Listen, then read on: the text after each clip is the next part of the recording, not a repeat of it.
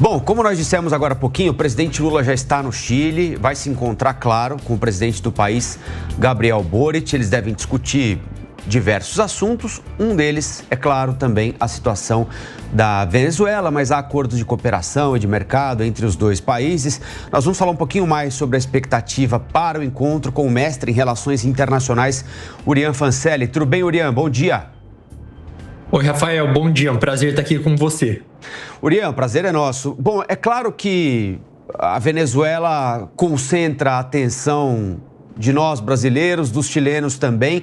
Afinal de contas, o presidente do Chile, Gabriel Boric, é tido como um representante do que convencionou se chamar de uma nova esquerda aqui na nossa região.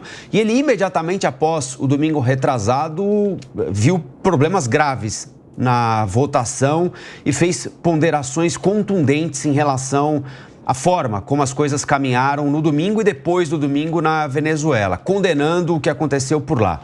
O presidente Lula e o Brasil, o Estado brasileiro, tem tomado uma postura um pouco mais cautelosa. Não reconheceu a vitória de Nicolás Maduro, assim como não admitiu, por enquanto, que tenham sido cometidas fraudes durante o processo eleitoral. Existe um ponto em que a posição de Boric e a posição de Lula podem se encontrar durante essa agenda, especialmente de hoje, Urian?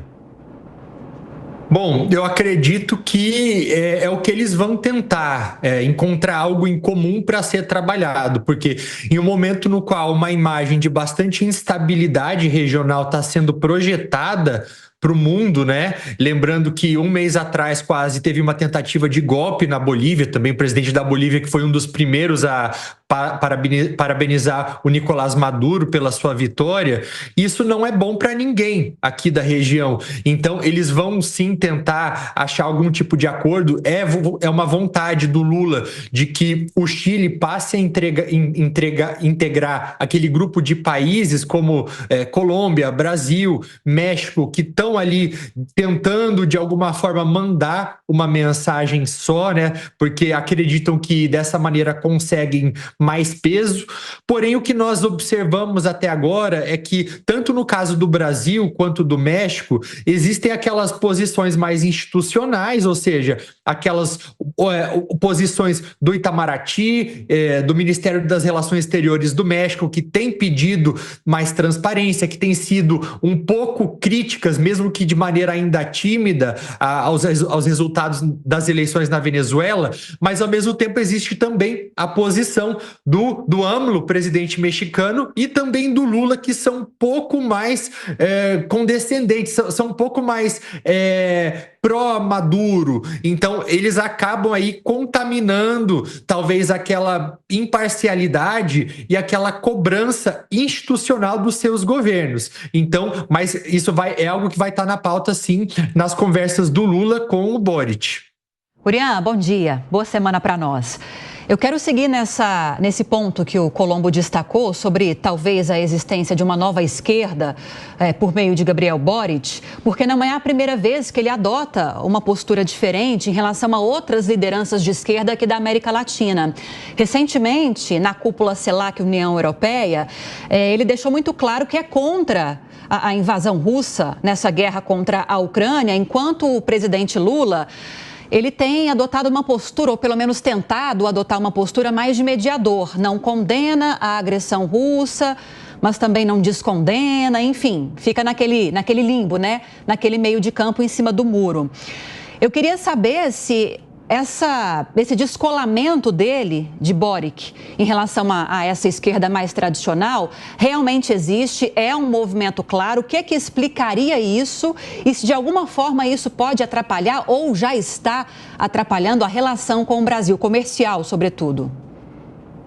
Bom, eu acredito que isso pode ser explicado principalmente pelo histórico, né? De onde vem o Boric no Chile, de onde vem o Lula. Então, eles acabam sendo bastante discrepantes.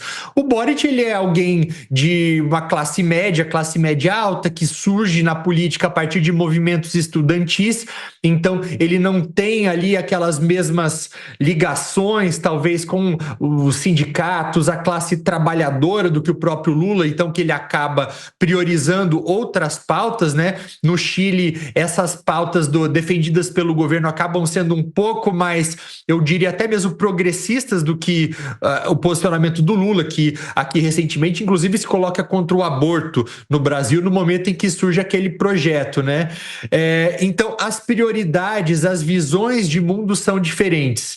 Existe também o fato de que os países e o papel de cada um dos países no mundo são diferentes. O Chile é um país que tem economia muito menor do que a do Brasil. Então, o impacto do presidente chileno fazer certas declarações, que na minha visão são declarações corretas, né, de você condenar a Rússia por ter invadido a Ucrânia, o fato de condenar as fraudes, né, prováveis fraudes nas eleições venezuelanas. Isso não tem o mesmo peso quando é feito no Brasil. O Brasil, ele tem uma responsabilidade regional, então todo posicionamento precisa ser feito com um pouco mais de cautela.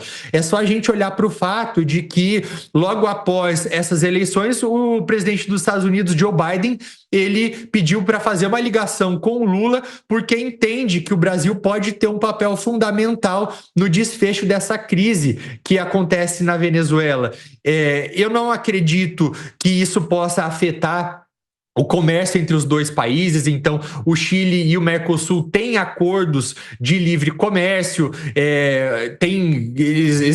eles estão aí com projetos futuros, como é o caso de um grande projeto de infraestrutura para a construção de uma via bioceânica para conectar o centro-oeste brasileiro com o oceano lá no Chile. Então isso não deve ser atrapalhado, e o simples fato do Lula ter viajado com uma comitiva de mais 14 ministros ou grandes nomes aqui da alta cúpula do governo brasileiro mostra que eles querem deixar de lado essas divergências ideológicas e realmente investir em uma aproximação dos dois governos. Urian, a Amanda Klein quer te fazer uma pergunta também.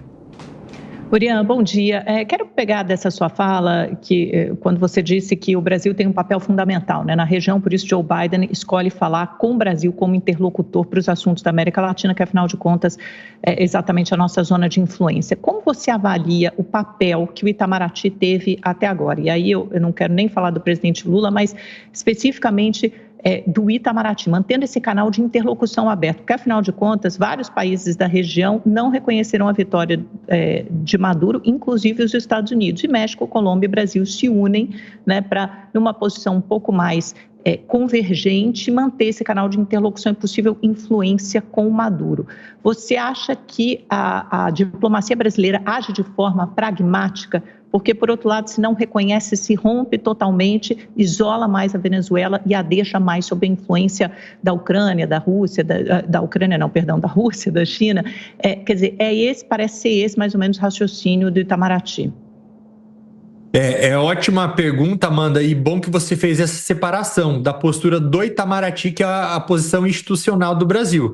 De novo, em relação às falas do Lula e do Celso Amorim, na minha visão, elas são completamente condenáveis, porque acabam sendo bastante coniventes com o que o Maduro está fazendo, mas em relação ao Itamaraty, eu vejo que é a postura correta a ser adotada.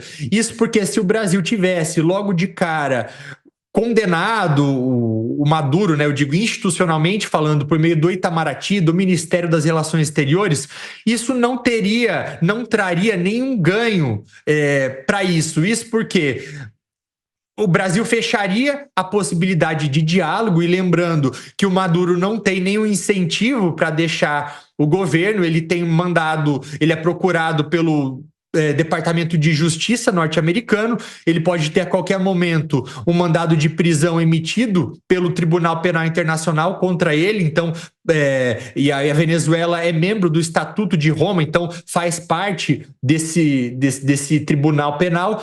Então, ele não tem incentivo para largar o osso. Ou seja, ele só vai largar o poder se houver algum tipo de anistia, como foi o caso de outros regimes autoritários aqui na nossa região. Países que só transicionaram de volta para a democracia porque seus governantes tiveram a promessa de que não foram perseguidos, que eles não pagariam pelos seus crimes, e eu não vejo por que isso seria diferente com o Maduro. E é nesse contexto que é importante países como o Brasil e a Colômbia, né, por mais que acabem mandando essas mensagens ambíguas, com o presidente falando alguma coisa, às vezes até passando um pouco de pano para o Maduro, mas institucionalmente manter essa porta aberta para que o Brasil, assim como esses outros países, negociem uma possível anistia para que haja uma possível transição de poder lá na frente. Bom dia, professor. A gente vê o Chile, né, com o governo Boric, que começou com uma grande expectativa de se tornar um governo forte, ele se enfraqueceu ao longo do caminho.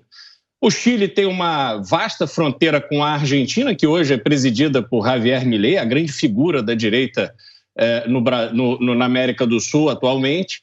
E essa comitiva do presidente Lula, dando essa importância a essa viagem, não tem um pouco dessa tentativa de fazer um equilíbrio, quer dizer, de criar uma relação ali com o Chile que impeça essa excessiva aproximação com a Argentina, enfim, tentar impor a sua agenda ao Chile ao invés de deixá-lo numa posição de mais independência?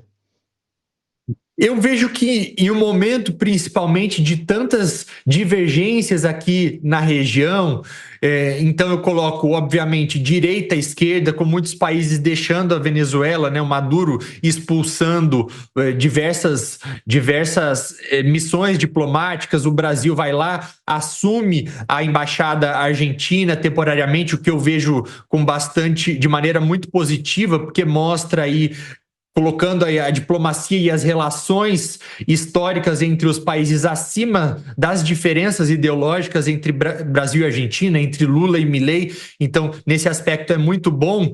Mas eu vejo essa movimentação do Lula, dele levar tantas pessoas também, como uma maneira de tentar forjar algum tipo de unidade também e tentar construir uma agenda comum aqui na região, né? O presidente Lula, que foi sempre uma ambição dele, se a gente voltar até lá para os primeiros governos, de tentar integrar a região. E, de fato, está havendo, né, apesar das divergências ideológicas, e aí eu coloco também entre Lula e Milei, está havendo um protagonismo bastante grande daquele projeto do Ministério da Infraestrutura, do Rotas pela Integração, do Ministério da ministra Simone Tebet. Então, o Brasil está... mesmo com essas diferenças ideológicas, lidando com diversos governos diferentes aqui da América do Sul. Então, eu vejo de maneira bastante positiva essa aproximação, justamente para buscar uma aproximação maior com base nos interesses econômicos que os países têm. Mestre em Relações Internacionais, Urian Fancelli, muito obrigado pela entrevista, por nos ajudar a entender um pouquinho mais do mundo, Urian. Boa segunda-feira e boa semana. Obrigado, boa semana.